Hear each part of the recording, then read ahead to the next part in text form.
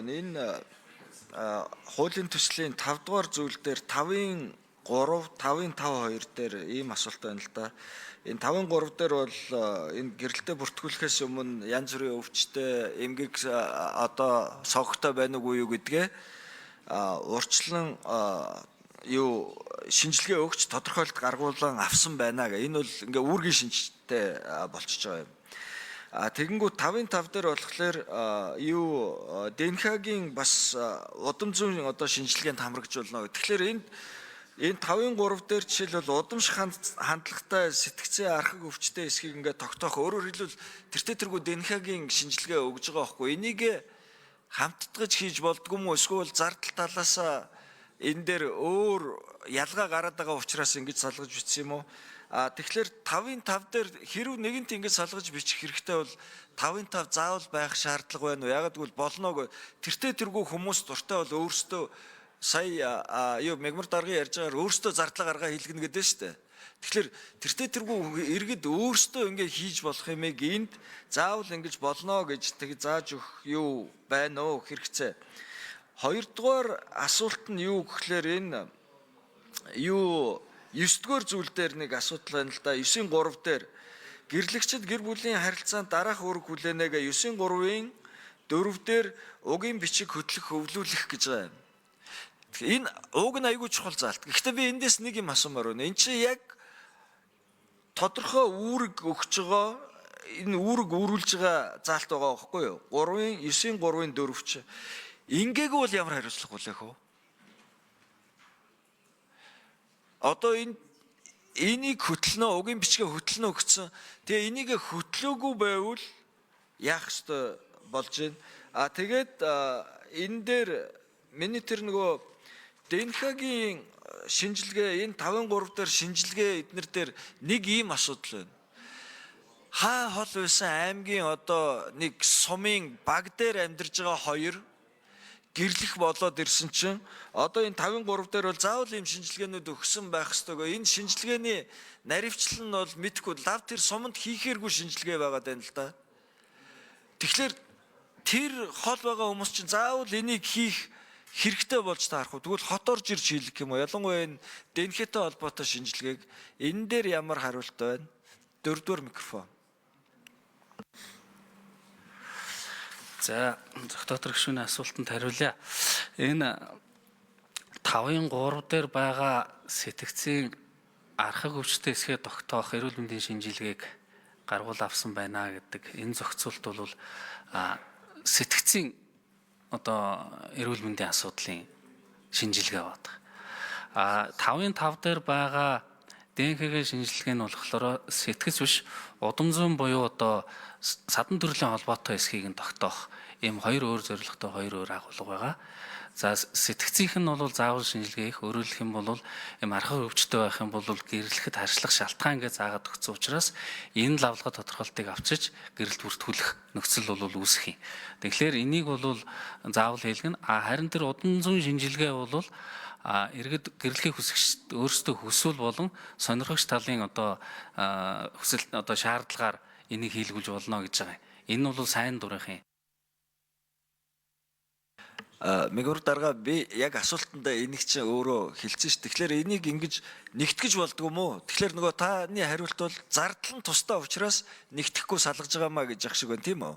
Яг тэгвэл ДНХ дээр хийж байгаа судалгааг энэ хоёр шинжилгээ шууд хамт хийх боломжгүй өөрөө тусдаа зардалтай тусдаа шинжилгээ учраас салгах ёстой гэж би хариуллаа гэж ойлголоо. Гэхдээ миний одоо асуултын нэг юу нь болохоор ийм наривчлалтай юу чинь заавал хийгссэн байх ёстой гэхээр тэр хөдөө бүр орон нутагт сум дээр байж байгаа хүмүүс чинь заавал хотод орж ирж энийг хийх хэрэгтэй болох уу?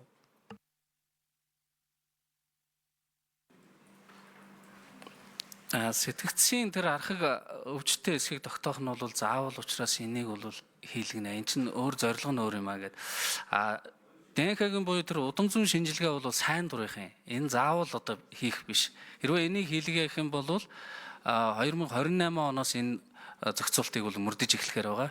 Энэний бэлтгэл ажлыг хангах хүрээндээ одоо бүсүүдийн төвүүд дээр ийм боломжийг бий болгоно гэсэн одоо бол төсөөлөл байж байгаа. Гэхдээ энэнийг бол одоо иргэд одоо хүсэж байгаа тохиолдолд хийх учраас төдийлөн ачаал гайгүй болов гэж ингэж тооцож байгаа. Манай яг наривчилсан энийг нэг шинжилгээгээр хийлгэж болох эсхийг манай шүүх шинжилгээний үндэсний хүрээлэнгийн одоо яг энэ ДНХ-гийн лаборатори эрхлэгч байгаа. Тэрийг яг тэр шинжилгээ ухааныхаа югаараа нэг зэрэг хийж болдог эсхийг нь хариулаад өгөхийг хүсье. За угийн бичих хөтлөөгүй бол ямар хариуцлага хүлээх вэ гэдэг энэ асуулт төр бол яг энэ гэрлэгчдийн Дөрөвдүгээр микрофон. гэрлэгчдийн хүлээх үүрэг дээр бол оруулж өгч байгаа юм. Тэгээд энэтэй холбоотой угийн бишиг хөтлөгтэй холбоотой зааварчилгаа журмыг нь бол одоо гэр бүлийн болон боловсролын асуудал хэрэгсэн сайд нар маань бол хамтарч баталгаар ингээд зохицуулж өгч байгаа. За энийг хөтлөөгүй бол яах вэ гэдэг энэ асуудал дээр бол энэ яг гэрлэгчдийн нэгэсний одоо журамд үүрэг маягтай л агуулгын энэ зохицуулт юм. Тэгэхээр яг одоо хариуцлага тооцоод чи хөтлөөгүй байна ингээд одоо ийм зүйл бол энэ хуулийн төсөл болон зөрчлийн хариуцлага хүлээх зүйлүүд төр бол байхгүй байгаа. За ДНХ-гийн талаар тэр юг одоо би асуултынхаа бол хариултыг энд авчлаа. Гэхдээ ДНХ-гийн талаар нэг юу тэр хөдөө орон нутагт байгаа хүмүүс сэтгцийн одоо холбоотой тэр заавал хийлгэнэ гэж штэ. Тэрийг тэгээ хөдөө орон нутагтаа хийлгэх боломжтой эсвэл заавал хот руу орж ирж хийлгэх шаардлагатай болох уу? 6 дугаар микрофон. Сайн байна. За манай шүүх шинжилгээний ерөнхий газар болохоор 21 аймаг 8 хэсэг 5 бүсийн төвтэй. Тэгээд яг эцэг тогтоох шинжилгээг бол энэ бүсийн төвүүдээрээ бүгднгээр нь дамжуулаад авдаг. Тэгээд төв дээрээ бол дотоодын шуудан гараа цуглуулад бүх шинжилгээнүүдийг бол хийдэг. Тэгэхээр аль аймагт байхаас үл хамааран энэ шинжилгээнүүд бол хийгдэх бүрэн бололцоотой. Тэгээд таны асууснаар бол сэтгцийн шинжилгээ, удам зүүн шинжилгээ хоёрыг бол хамтран хийх бололцоогүй. Хоёр өөр төрлийн шинжилгээ учраас энэ яг нэг одоо залтаар ч юм уу хийгдэх юм бололцоо байхгүй гэж байна. За нэг юм тодруулаад асуучих юм гэр дарга. Одоо энэ юу угийн бичих хөтөлбөр өвлүүлэх энэ айгүй чухал заалт гэдээ бид тэр үйлж ш. Тэгэхээр одоо ингээ гэрэлтээ бүртгүүлэхэд энэ мэдээлэл орж байгаа чинь иргэний бүртгэлийн сангийн мэдээлэлтэй хамт уялдаж орж цаашаа архивлагдаж хадгалагдах уу? Дараа нь хизээ нэгэн цагт хэн нэгэн хүн гарч ирээд дараагийн одоо хоёр гэр бүл хос болох гээд орж ирэхэд энэ мэдээлэл хоорондоо уялдсан одоо иргэний бүртгэл дээр ч хаач гисэн гарч ирэх тийм боломжтой байгаа юу? Эсвэл тус тусдаа энэ мэдээллийн баазд хадгалагдах ёстой юм уу? 4-р микрофон.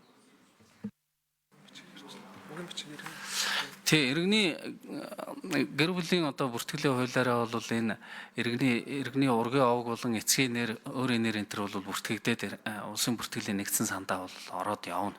Тэгэхээр бол энэ угийн бичиг хотод ургийн овгоороо ингээд явж байгаа энэ мэдээллүүд бол саяны таны хэлдгээр дараа нь өөр лавлгаа тодорхойлт гаргуулах нэг одоо ургийн улсууд байна уу гэдэг дээр бол энэ иргэний улсын бүртгэлээс лавлгаа тодорхойлтуудаа гаргуулад төрөл садныхаа мөн эсхээ бас тодруулахын боломж бол бүрдэнэ. За гишүүд асуулт авч хариулт авч дууслаа.